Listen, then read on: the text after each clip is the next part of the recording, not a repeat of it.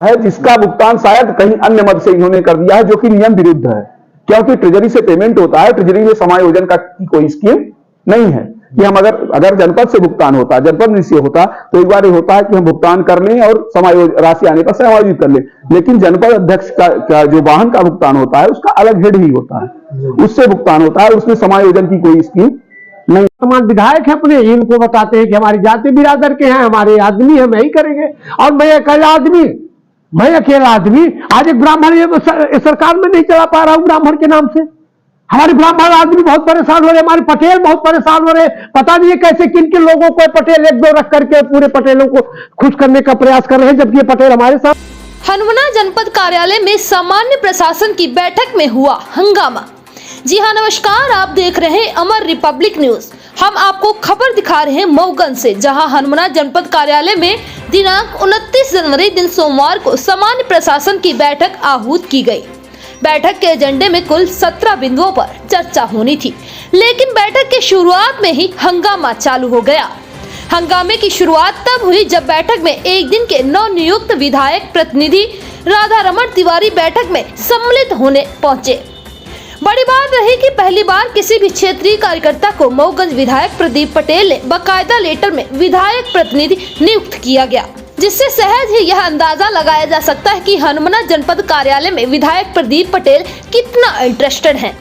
वैसे लगभग 18-20 विशेष वर्ग के लोग सोशल मीडिया में अपने आप को विधायक प्रतिनिधि के रूप में प्रदर्शित करते हैं, लेकिन जब विधायक प्रदीप पटेल का लेटर सोशल मीडिया पर वायरल हुआ तो यह चर्चा का विषय बन गया।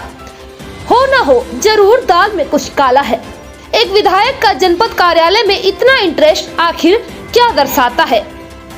जब नवनियुक्त विधायक प्रतिनिधि इस बैठक में शामिल होने पहुंचे तो निर्वाचित जनपद सदस्य और कांग्रेस समर्थित जनपद अध्यक्ष ने विधायक प्रतिनिधि की उपस्थिति को लेकर हंगामा शुरू कर दिया और अंततः विधायक प्रतिनिधि राधा रमण तिवारी को बैठक से बाहर होना पड़ा। जनपद कार्यालय हनुमाना के इस सामान्य प्रशासन बैठक में यह बात सामने निकल कर आई कि जनपद कार्यालय में व्यापक भ्रष्टाचार है। भाजपा और कांग्रेस समर्थित नेताओं की आपसी खींचतान में क्षेत्र का विकास पूरी तरह से अवरुद्ध हो चुका है। दोनों दल के क्षेत्रीय नेताओं ने एक दूसरे पर भ्रष्टाचार के आरोप प्रत्यारोप लगाए। वर्तमान जनपद अध्यक्ष गोविंद नारायण तिवारी ने मीडिया से चर्चा के दौरान मऊगंज विधायक प्रदीप पटेल के समर्थक कर्मचारियों की तानाशाही का आरोप लगाया, तो वहीं हनुमाना जनपद कार्यालय के पूर्व अध्यक्ष ने भी वर्तमान जनपद अध्यक्ष और सीईओ पर भ्रष्टाचार आरोप लगाते हुए कहा कि राजनीतिक दबाव के चलते नियमों को दरकिनार करते हुए मनमानी तरीके से जमकर भ्रष्टाचार हनुमाना जनपद में हो रहा है। भ्रष्टाचार रूपी ब्रज हनुमाना जनपद कार्यालय में बाकायदा फल फूल रहा है। आम जनमानस सरकार की जन कल्याणकारी योजनाओं से वंचित हो रहे हैं, लेकिन अंत में बड़ी बात यह निकलकर सामने आ रही है कि इस भ्रष्टाचार रूपी चक्की में आखिर पिस तो जनता ही रही है, नेताओं की तो बल्ले बल्ले ही है।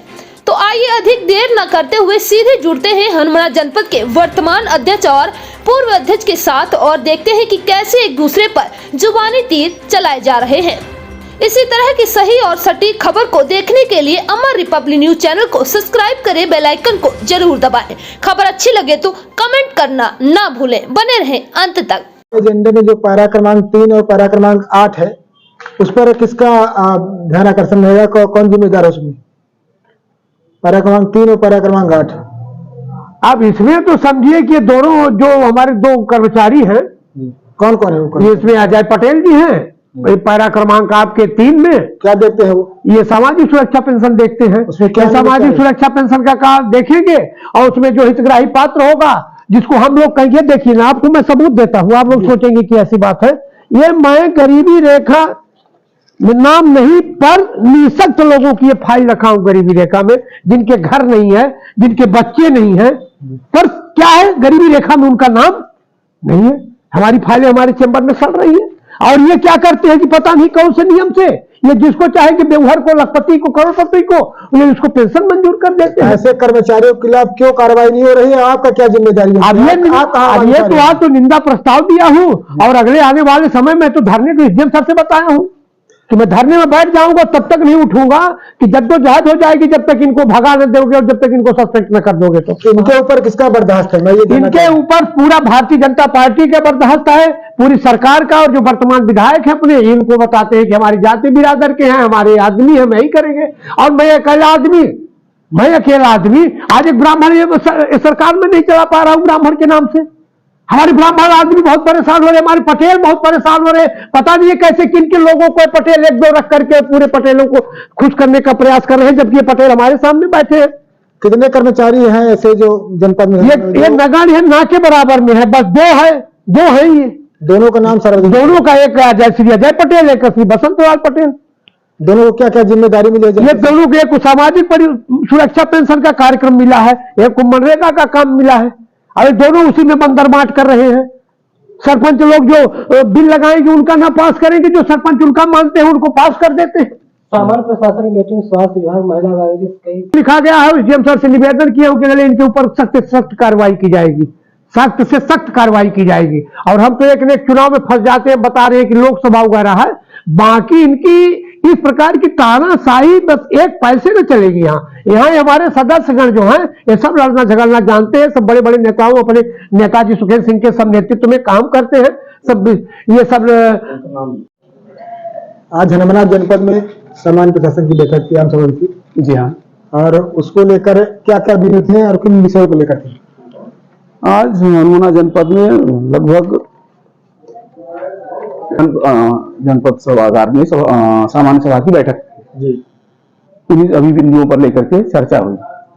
जो एजेंडे थे उसमें पैरा क्रमांक 11 में जनपद पंचायत अंतर्गत राज्य वित्त आयोग 5वां तथा 15वां के राशि के वितरण के संबंध में एक ऐसा पैराग्राफ है जी।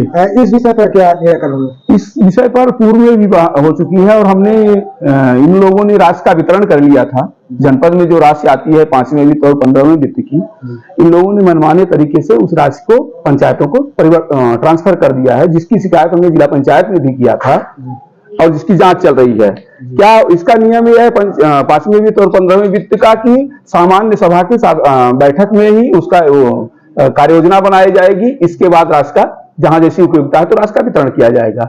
इनके द्वारा कोई भी सामान्य सभा के एजेंडा में कार्रवाई नहीं की गई, जिसकी मैंने कार्रवाई की पूरी नकल आज तक की ली हुई है। सामान्य प्रशासन एवं सामान्य सभा की किसी भी कार्यवाही में इनके द्वारा इसका उल्लेख नहीं किया गया और अपने तरीके से पत्र बना करके बार बार राशि का वितरण किया गया, जिसमें मनमाने तरीके से आपको मैं पत्र भी दिखाता हूं है।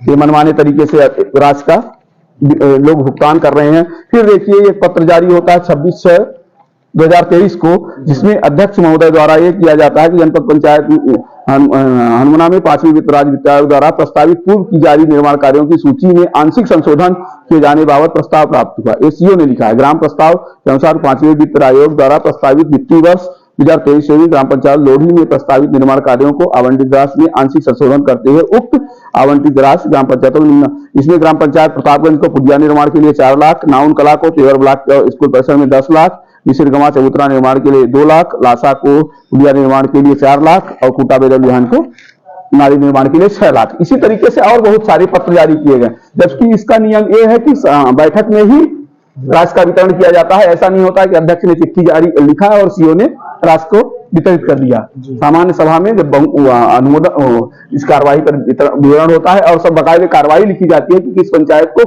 किस काम के लिए राशि दिया जाना है, जिसमें आपके सामने ये कार्रवाई का उल्लेख है। कहीं भी आज तक इसका उल्लेख नहीं है और कई लगभग 2 करोड़ लगभग आंकड़े तो नहीं दे रहे हैं, लगभग 2 करोड़ के लगभग इन्होंने राशि का वितरण कर दिया है मनमाने तरीके से शासन की राशि का नियम का उल्लंघन करते हुए। पैरा क्रमांक 3 में सामाजिक सुरक्षा पेंशन को लेकर और पैरा क्रमांक 6 में मनरेगा अंतर्गत जो किन वेंडरों को लेकर कुछ अनियमितता का आरोप लगाया है उन्होंने, जो वर्तमान जनपद अध्यक्ष, इस पर क्या कहेंगे? इस पर कहना है कि ये जब ये सामान्य प्रशासन में इन लोगों ने एजेंडा रखा, जबकि वास्तविक रूप से इन सब बातों पर चर्चा सामान्य सभा फुल बेंच में होनी चाहिए, लेकिन इन लोगों ने सभापतियों के सामने इसको रख करके इसका चर्चा कर लिया। इसे नरेगा में वर्तमान में मजदूरों का पैसा नहीं आ रहा है, लेकिन यहाँ जनपद से उसकी कोई पेंडेंसी नहीं होती है, जनपद के द्वारा भुगतान कर दिया जाता है। इसका ग्लोबल बजट होता है स्टेट लेवल पर, जब उसमें राशि आती है तो मजदूरों के खाते में वो पैसे आ जाते हैं। जनपद अध्यक्ष द्वारा बताया गया कि जो यहाँ जनपद में कर्मचारी हैं, दो बसंत पटेल और एक कोई अजीत या कुछ अजय पटेल जी, दोनों विभाग की जिम्मेदारी इन्हीं लोगों के पास है, सामाजिक सुरक्षा और मनरेगा के साथ है। हाँ, नहीं जिम्मेदारी नहीं है, नरेगा में तो बहुत सारे कर्मचारी है। बसंत पटेल तो एक पार्ट है, सहायक लेखाधिकारी है नरेगा में। इनके द्वारा क्या कुछ ऐसा भेदभावपूर्ण कार्रवाई की जा रही है? ऐसा तो जब सीओ, इसका नियम ये होता है कि नरेगा में भुगतान करता सीओ और डबल ए होते हैं। जब सीओ और डबल ए होते हैं, जब मूल्यांकन होकर के आ जाता है और भुगतान के लिए फीड हो जाता है, पंचायतें फीड करती हैं और फीड कर देती है, तो उसके बाद इनके द्वारा सत्यापन करके अगर सही होता है तो भुगतान कर दिया जाता है, बस। बाकी तो कोई नहीं, बाकी तो उसमें एसडीओ इंजीनियर इनको सबको करना रहता है। कोई भेदभाव जैसी तो कोई बात ही नहीं है। क्या जनपद पंचायत हरमना में भाजपा और कांग्रेस की वजह से आपसी खिंचातान हो रही है? नहीं, ऐसा न माना जाए। देखिए, थोड़ा बहुत तो सामान्य माना जाता है, लेकिन ये खींचतान नहीं है। तो सदन है, आप देखिए विधानसभा में जाइए, लोकसभा में जाइए, कितनी बार